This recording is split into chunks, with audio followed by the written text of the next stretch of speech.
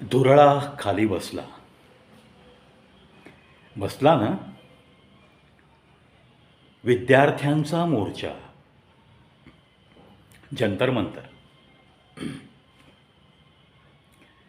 Constitutional right, आपल्या देशाच्या घटनेने दिलेला अधिकार, तो वापरला विद्यार्थ्यांनी. काही हरकत नाही. त्याच्या आड कोण कोण होतं तो विषय माझा बोलून झाला आहे. पंतप्रधानांनी माफीसुद्धा दिली. 250 पोलीस घायल झाले. 250 पोलिसांना जखमा झाल्या. खुद्द पंतप्रधानांनाच जर शिवीगाळ होत असेल तर त्या मुलामुलींवरती काय संस्कार असतील याचा विचार न केलेला बरा. ठीक आहे, आता प्रधानसेवकांनी माफी दिली, त्याविषयीही माझं बोलून झालंय. पण एका आर्मी पर्सनचा मुलगा म्हणून काही क्लिप्समध्ये जे बघितलं मी, त्याच्याने अजूनही मन सुन्न झालं आहे. आणि म्हणून आजचा व्हिडिओ. शिवीगाळ करणं हा मनातली काहीतरी भडास काढण्याचा एक प्रकार. अरे पण तुम्ही घटनेचा अधिकार तुम्ही बजावताय, तुम्ही मोर्चा काढताय, धरणं धरताय, हा तुमचा अधिकार वापरत असताना भारतीय सैन्याला शिव्या देणं हे कशासाठी? मी एक फौजीचा मुलगा म्हणून माझं रक्त खवळलं हे ऐकल्यावर तसं प्रत्येक भारतीयाचं खवळलं पाहिजे. अरे जे तुमच्यासाठी मरतात, छाताडावरती गोळ्या छेदून, रक्ताचे पाट वाहतात, हाडं तुटतात त्यांची, कायमचं अपंगत्व योग घेऊन येतात ते येताना, काय ते तुम्हाला ओळखत होते? तुम्ही फटीचर शेंबडी पोरं, तुम्ही इंडियन आर्मीतल्या फौजी लोकांना शिव्या देता. लाज वाटायला पाहिजे, लाज. मी तर त्या प्रधानसेवकांना सांगेन, तुम्हाला शिवीगाळ केली म्हणून तुम्ही माफ करा, पण इंडियन आर्मीला जेव्हा कोणी शिव्या देतो तेव्हा हा तिरंग्याचा अपमान आहे. ज्या तिरंग्याच्या रक्षणासाठी रात्रंदिवस जीवाचं रान करून ते सीमांचं रक्षण करतात, कुठल्याही सिव्हिलियनला तो सोल्जर ओळखत नसतो, तो सैनिक ओळखत नसतो.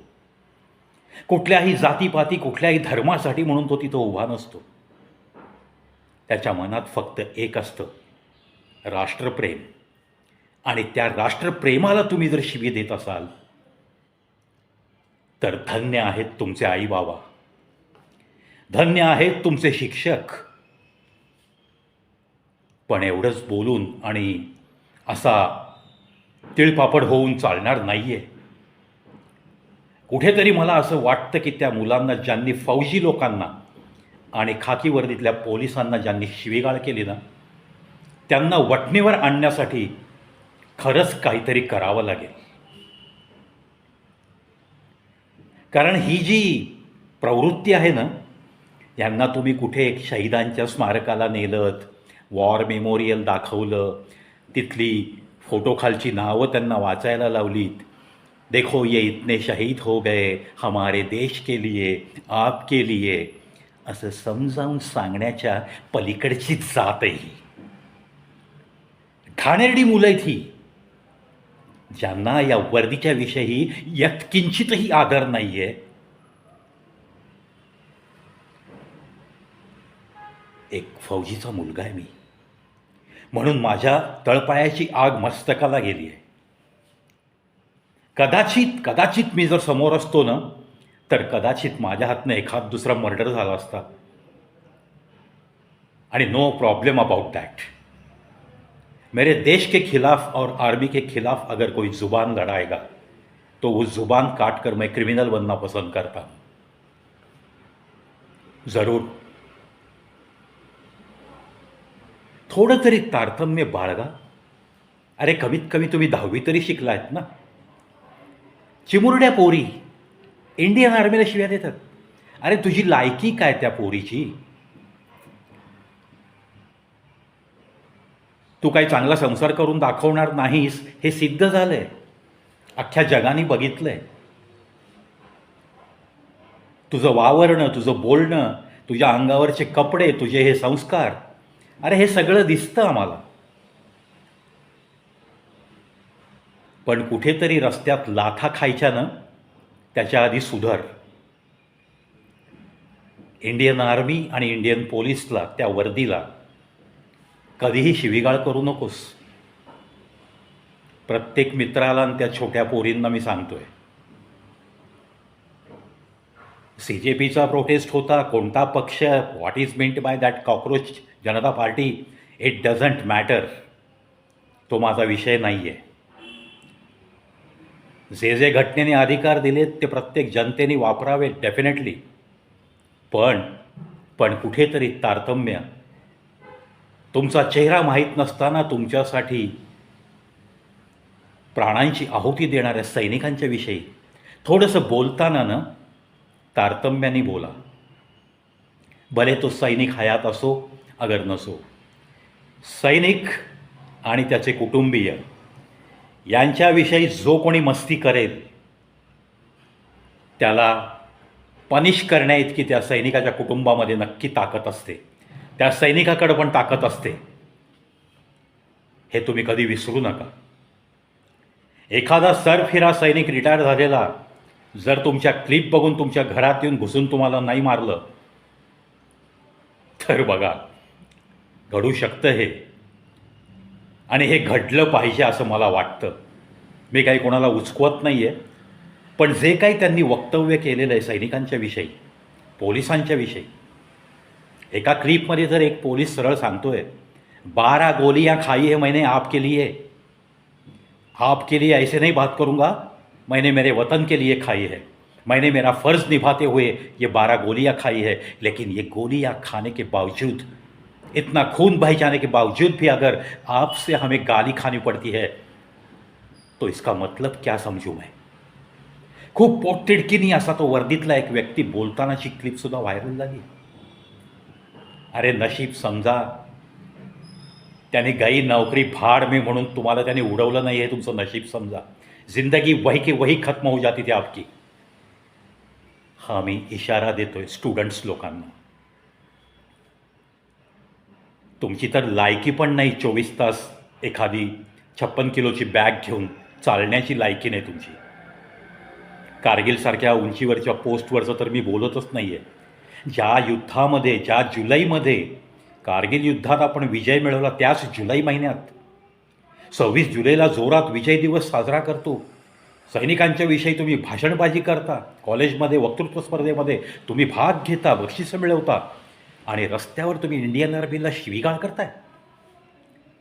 या विजय दिवसच्या महिन्यात ज्या कारगिल युद्धात 527 जणांनी प्राण गमावले, कित्येक सैनिक अपंग झाले, कायमचे अपंगत्व घेऊन आलेत, आणि त्याच जुलै महिन्यामध्ये त्यांची इतकी मानहानी करताय तुम्ही, इतके अपमानकारक शब्द वापरताय इंडियन आर्मीच्या विषयी.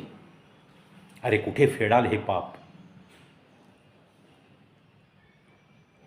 इथून पुढं जर तुम्ही इंडियन आर्मी, तुम्हीच असं नाही, कुठल्याही नागरिकांनी कोणताही प्रोटेस्ट करा, कितीही मोर्चे काढा, इट मेक्स नो डिफरन्स. तुमचा अधिकार तुम्ही नक्की वापरा. पण मध्ये आधे उगाचच्या उगाच तुम्ही जर इंडियन आर्मी आणि इंडियन पोलीस वर्दीतल्या लोकांना जर बोट दाखवत असाल आणि शिवीगाळ करत असाल तर they are not prime minister. त्यांच्यातून एक मस्तक जर खवळलं तर तिथं तुमची जिंदगी संपली म्हणून समजा. या वर्दीवाल्यांच्या कुटुंबातला एक सरफिरा, बस वो एक आदमी ही काफ़ी है आपके लिए. सबको उड़ा के वो जेल में जाना पसंद करेगा. हा मी विद्यार्थ्यांना आणि इथून पुढं मोर्चात सहभागी होणाऱ्या प्रत्येक व्यक्तीला इशारा देतोय. असं म्हटलं तरी वावगं ठरणार नाही. I can't tolerate filthy words about Indian army. बिलकुल नाही, बिलकुल सहन होत नाहीत. आणि म्हणूनच या फौजीच्या मुलांनी ना कधी आपल्या आईबापाचा अपमान सहन केला आहे, ना कधी आपल्या या वतनच्या भूमीला आणि तिरंग्याला आणि आर्मीला किंवा पोलिसांना कोणी काही शिव्या दिल्या त्या कधीही मी सहन केल्या नाहीत.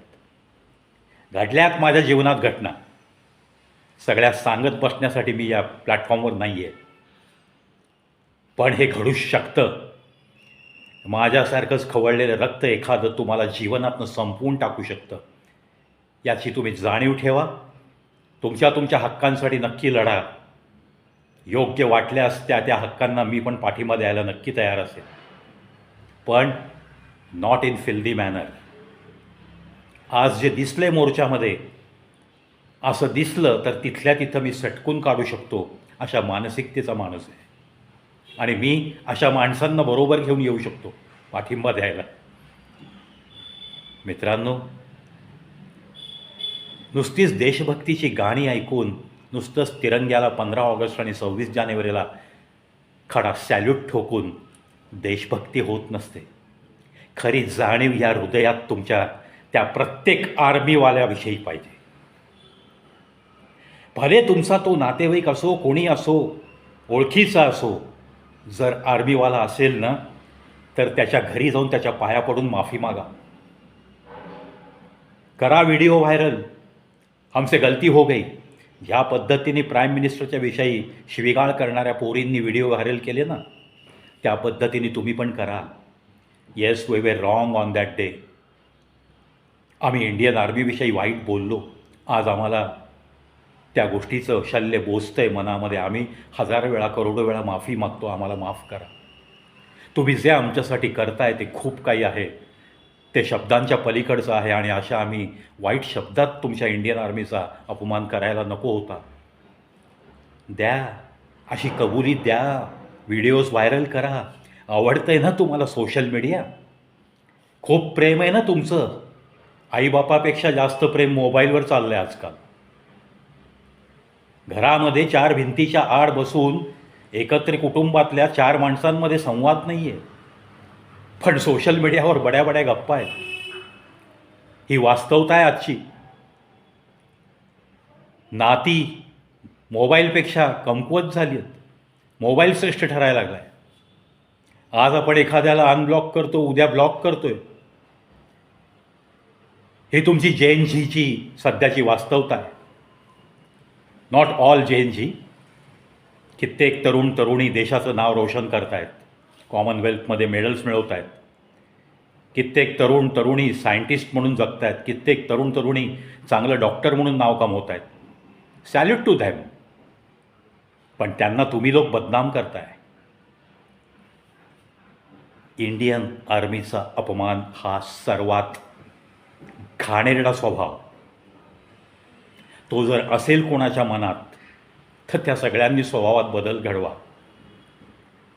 नाहीतर मग सर्व सेवानिवृत्त झालेल्या सैनिकांना स्वतःची प्रायव्हेट शस्त्र घेऊन तुमच्या घरापर्यंत निघावं लागेल. असं वातावरण जर भारत देशात निर्माण कराल, तर मात्र देश नक्की साफ करावा लागेल. असं वातावरण निर्माण करू नका. पुन्हा एकदा, बीइंग सन ऑफ फौजी, being son of army person, I most humbly request all the students and all the citizens of India, try to give respect to every Indian Army member. Not only Army, every Navy member, every Air Force member who had given their life for our tricolor. Don't forget this. या लोकांनी जीवाची बाजी मारलेली आहे. आज हजारो लाखो सैनिक स्वातंत्र्य मिळाल्यानंतरसुद्धा शहीद होत आहेत. लाजिरवाणी गोष्ट आहे, अतिरेक्यांच्या गोळ्या खाव्या लागत आहेत. ज्या अतिरेक्यांना हे पांढरे सफेद राजकारणी सपोर्ट करतायत ना, त्यांच्यावर सुद्धा एक दिवस अशी वेळ येईल. असो, त्यांनीसुद्धा लवकरात लवकर स्वतःमध्ये सुधारणा करावी. Don't support any terrorist please. तुमच्या सपोर्ट करण्यामुळं विनाकारण कित्येक सैनिकांचे परिवार उद्ध्वस्त झालेत. आशा करतो माझ्या या विद्यार्थी मित्रांचं आयुष्य बर्बाद होऊ नये, तुमची जिंदगी बर्बाद होऊ नये यात सदिच्छा व्यक्त करतो. आणि पुन्हा एकदा विनंती करीन, ज्यांनी या चुका केल्यात, इंडियन आर्मी असो, इंडियन पोलीस असो, ज्यांनी ज्यांनी या वर्दीचा अपमान केला आहे बोलताना, त्यांनी आपापले व्हिडिओ व्हायरल करा आणि स्वतःमध्ये सुधारणा घडवा. ये देश, ये वतन, ये मिट्टी, ये आपकी भी है, हमारी भी है, और इसकी हिफाजत करना सैनिक का भी फ़र्ज़ है. और हमारा फ़र्ज़ एक ही बनता है, अगर हम सीमा पे नहीं जा सकते तो जो लोग गए हैं उनका आदर सम्मान रखना, इतना तो कम से कम फ़र्ज़ निभाने की कोशिश कीजिए. इन्हीं बातों के साथ चलता हूँ दोस्तों. जय हिंद, जय भारत.